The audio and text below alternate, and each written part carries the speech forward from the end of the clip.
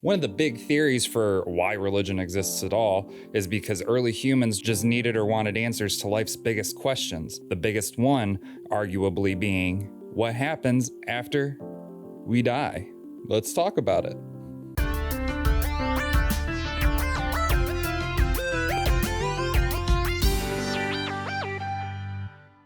Where I come from, we tend to fear death.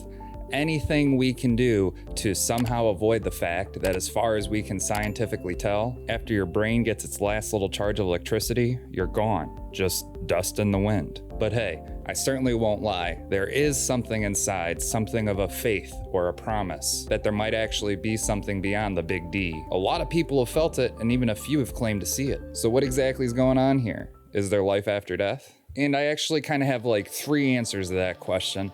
The first one, scientifically, no.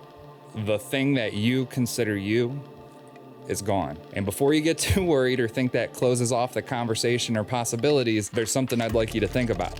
And that's this. It would be terrible to live forever. No, seriously, think about it. How many things could you do before you'd get bored?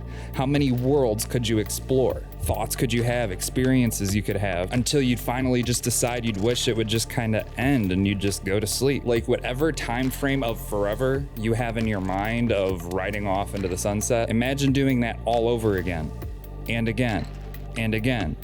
And then all of those over again and again and again. Because forever is forever.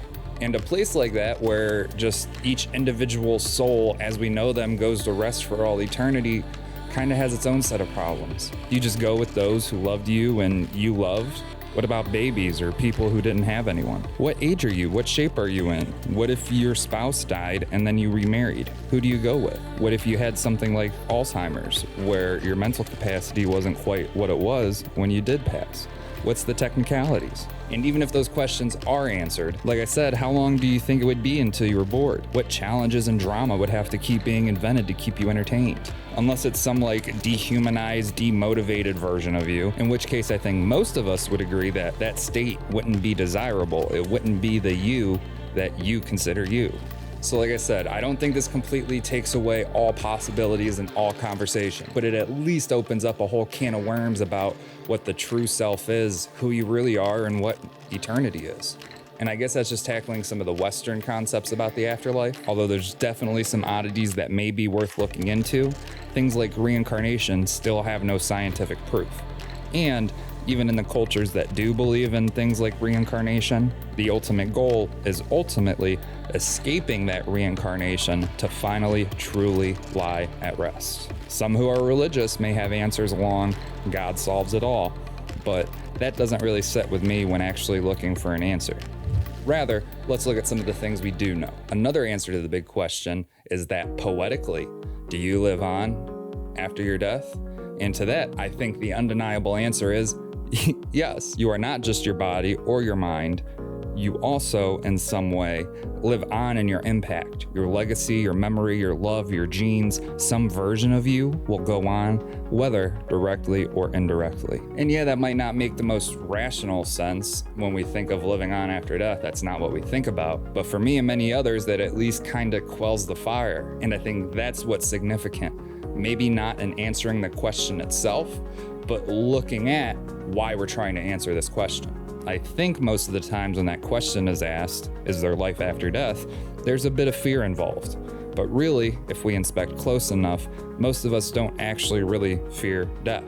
There may be some various ways of dying that we'd prefer not to happen, but I think it's exactly that. I think we fear uncertainty and loss of control.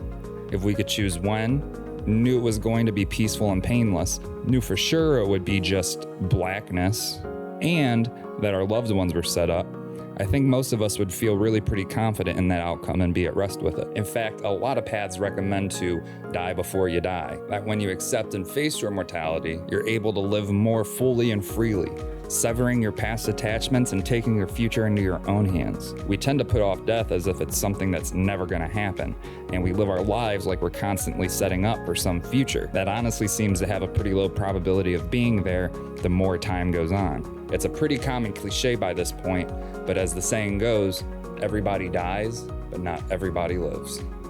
So if you can build it up in your mind and spin it around enough, you can actually have two parts to your physical life: your birth life and your after that life, after you make the choice to live as though this realm is heaven. Everything is on the table and there's no rules. You're here by choice to explore your freedom.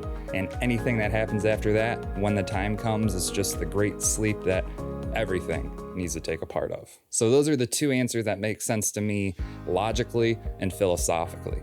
But if that was the only thing I cared about, I wouldn't have made this channel. I think reality is even stranger than we begin to imagine. And so while I logically accept, death, I did want to seek out my own connections and come up with my own spiritual answers. Personally, I've been reassured in invocations that it's kind of okay to think about it like this: that there's some version of perspective that you sometimes identify with that will be somewhere. So I kind of expand on that in like a dream metaphor, that there's a chance when you physically die, a higher version, a different version of you kind of wakes up and remembers being you, but also so much more than that.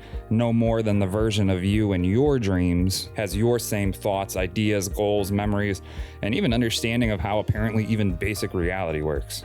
But also at the same time, I still do believe that this idea is an illusion, one that my subconscious painted for me to make it prettier and kind of easier to accept. Which essentially means I don't think that's the truth.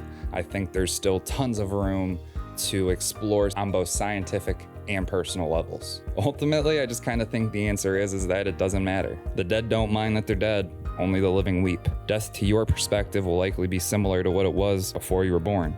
Just nothing. There may be an afterlife, there may not be. Either way, that shouldn't really impact the way you live your life at all. And I think it's kind of the ultimate mystery that we'll never really be able to solve in the way we'd like to. If you want to keep diving into spirituality and consciousness while exploring different paths, traditions, and ideas, be sure to hit that subscribe button. But either way, let me know, what do you think happens when we die? Have you had any thoughts, ideas, visions, etc.? Let me know in the comments. Either way, thanks for watching, friends. I'll see you around.